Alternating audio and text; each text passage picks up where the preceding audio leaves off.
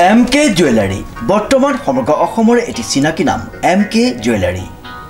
24 বছৰে নিষ্ঠা সততাৰে ৰাইজৰ সেৱাত গুণগত উন্নত মানদণ্ডৰ হলমাৰ্কযুক্ত সোণ ৰূপ হীৰা আদি গহনা গাঁথৰিৰ বৰ্তমান এটি অত্যাধুনিক সম্ভ্ৰান্ত চালে চকুৰোৱা শ্বৰুমলৈ পৰিণত হৈছে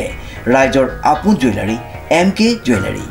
বিয়া বাৰু জন্মদিন বা অন্য কোনো বিশেষ মুহূৰ্তত আপোনজনক যদি সোণ ৰূপ হীৰা বা অন্য যিকোনো গহনা উপহাৰ দিব বিচাৰে তেন্তে MK জুৱেলাৰীক সদায় পাব আপোনালোকৰ কাষত প্ৰিয় গ্ৰাহকসকলৰ যদি সোণ ৰূপ বা তাম আদি গহনা গাঁথৰিৰ কোনো সমস্যা থাকে তেন্তে আমি আমাৰ নিজা কাৰখানাত ততাতৈয়াকৈ গ্ৰাহকৰ সুবিধাৰ প্ৰতি লক্ষ্য ৰাখি তৎক্ষণাত সমাধান কৰোঁ আপোনাৰ মৰমৰ পুত্ৰ বা জীয়ৰীৰ শুভ বিবাহৰ বাবে আমাৰ শ্বৰুমত হলমাৰ্কযুক্ত বিয়াৰ সম্পূৰ্ণ গহনা পোৱা যাব উচিত মূল্যত আৰু উচিত মানদণ্ডত পুৰণি সোণৰ গহনা সলনি কৰি অত্যাধুনিক ন ডিজাইনৰ গহনা আমাৰ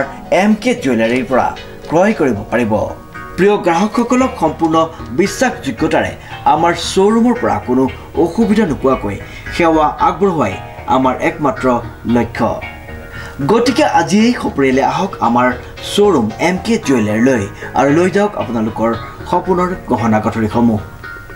আমাৰ ঠিকনা MK জুৱেলাৰী ৰূপহীয়ালি ষ্টুডেণ্ট গেলেৰীৰ কাষত এই মুহূৰ্তত অন্য এটি গুৰুত্বপূৰ্ণ বাতৰিলৈ ষ্টুডিঅ'ৰ মজিয়াত মই উৎপল দাস মহিলা খেলুৱৈসকলৰ বাবে এটা ভাল খবৰটো হৈছে আগন্তুক 20 জানুৱাৰীৰ পৰা ৰাজ্যত অনুষ্ঠিত হ'ব মহিলা ফুটবল খেল প্ৰতিযোগিতা গাৰ্লছ ফৰ গোল নিউজৰ এক বিশেষ প্ৰতিবেদন মহিলা খেলুৱৈসকলৰ বাবে এটা ভাল খবৰটো হৈছে আগন্তুক 20 জানুৱাৰীৰ পৰা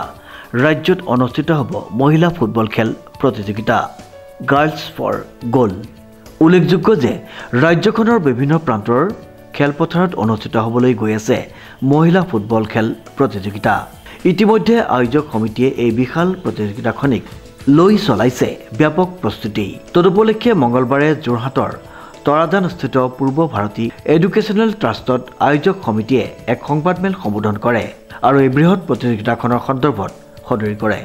জানিব পৰা মতে আগন্তুক 20 আৰু 21 জানুৱাৰীত যোৰহাট গোলাঘাট আৰু শিৱসাগৰত তথা 23 আৰু 24 জানুৱাৰীত চৰাইদেউ তিনিচুকীয়া আৰু ডিব্ৰুগড়ত অন্যহাতে 27 আৰু 28 জানুৱাৰীত ধেমাজি আৰু লখিমপুৰত তথা 30 আৰু 31 জানুৱাৰীত বিশ্বনাথ আৰু শোণিতপুৰত উক্ত প্ৰতিযোগিতাখনি অনুষ্ঠিত হ'ব বুলি জানিব পৰা গৈছে অন্যহাতে 3 ফেব্ৰুৱাৰীত মৰিনীত দুইখন ছেমিফাইনেল খেলৰ উপৰিও চূড়ান্ত খেলখন 4 ফেব্ৰুৱাৰীত মৰিনীতে অনুষ্ঠিত হ'ব বুলি জানিব পৰা গৈছে চূড়ান্ত খেলৰ বিজয়ী দলে ট্ৰফিসহ 70,000 টকা আৰু পৰাজিত দলে ট্ৰফিসহ লাভ কৰিব 30,000 টকা টুৰ্ণামেণ্ট আমি পাতিব ওলাইছোঁ আদিবাসী আৰু টি ট্ৰাইব কমিউনিটিৰ যিসকল ছোৱালী আছে বা মহিলা আছে তেওঁলোকক আমি এটা এনকাৰেজ কৰিবৰ কাৰণে আৰু তেওঁলোকক আমি উলিয়াই আনিবৰ কাৰণে আচলতে এই টুৰ্ণামেণ্টখন পাতিছোঁ আচলতে ইয়াৰ টুৰ্ণামেণ্টখন পতাৰ এটা উদ্দেশ্য আছিলে 2021 চনত যেতিয়া কোভিডৰ সময়ত তাৰমানে বিশেষকৈ বাগান অঞ্চলত আমি যিহেতু কাম কৰি আছোঁ শিক্ষাৰ ওপৰত তেতিয়া দেখিছিলোঁ যে ছোৱালীখিনিয়ে মানে পঢ়াৰ পৰা আঁতৰি গৈছে আৰু তেওঁলোকে পঢ়াৰ আহিবলৈ মন নকৰা হৈছিলে স্কুল আৰু সেইকাৰণে আমি আচলতে তেতিয়াই আমি দুখন বাগানৰ মাজতে টংগনাগাঁও আৰু বিছাকুপি টংগনাগাঁও টি ষ্টেট আৰু বিছাকুপি টি ষ্টেট সেইখন দুখন বাগান তিনিচুকীয়াত আছিলে তাত আমি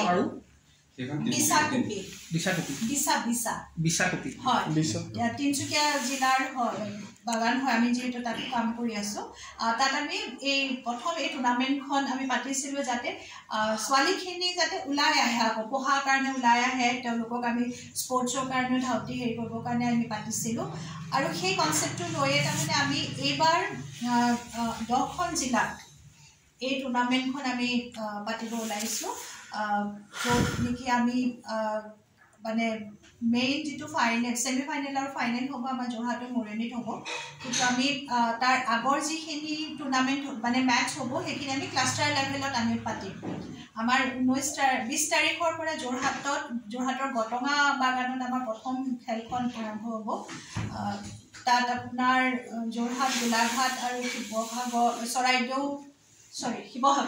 শিৱসাগৰ জিলাৰ বাগানৰ যিসকল টিম আছে তেওঁলোকে জইন কৰিব আমাৰ দ্বিতীয়টো ক্লাষ্টাৰ হ'ব আপোনাৰ ডিব্ৰুগড় তিনচুকীয়া আৰু চৰাইদেউ জিলাক লৈ য'ত আমাৰ ডিব্ৰুগড়ৰ দিচাং যিখন চাহ বাগিচা আছে তাত আমাৰ তাত খেল হ'ব আৰু তৃতীয়টো ক্লাষ্টাৰ হৈছে আমাৰ ধেমাজি আৰু লখিমপুৰৰ কয়লামাৰী চাহ বাগিচাত আমাৰ ক্লাষ্টাৰ লেভেল খেলকেইখন পতা হ'ব আৰু চতুৰ্থটো ক্লাষ্টাৰ হৈছে আপোনাৰ শোণিতপুৰ আৰু বিশ্বনাথ চাৰিআলি য'ত বিশ্বনাথ চাৰিআলি বেহালী চাহ বাগিচাত আমাৰ টুৰ্ণামেণ্টটো হ'ব আৰু তাৰপিছত আমাৰ 3 আৰু 4 তাৰিখে যোৰহাটত আমাৰ মৰিয়নিৰ যিটো ষ্টেডিয়াম আছে ছেমিফাইনেল আৰু ফাইনেল মানে প্ৰত্যেকটো ক্লাষ্টাৰৰ উইনিং টিমকেইটা ইয়াতে ছেমিফাইনেল আৰু ফাইনেল খেলিবলৈ আহিব আৰু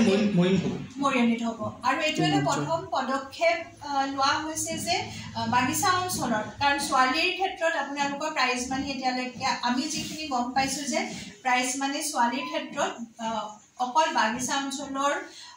ছোৱালীৰ কাৰণে হোৱা নাই আৰু প্ৰথম এখন টুৰ্ণামেণ্ট হ'ব য'ত নেকি আমাৰ 1 লাখ টকাৰ প্ৰাইজ মানি থাকিব য'ত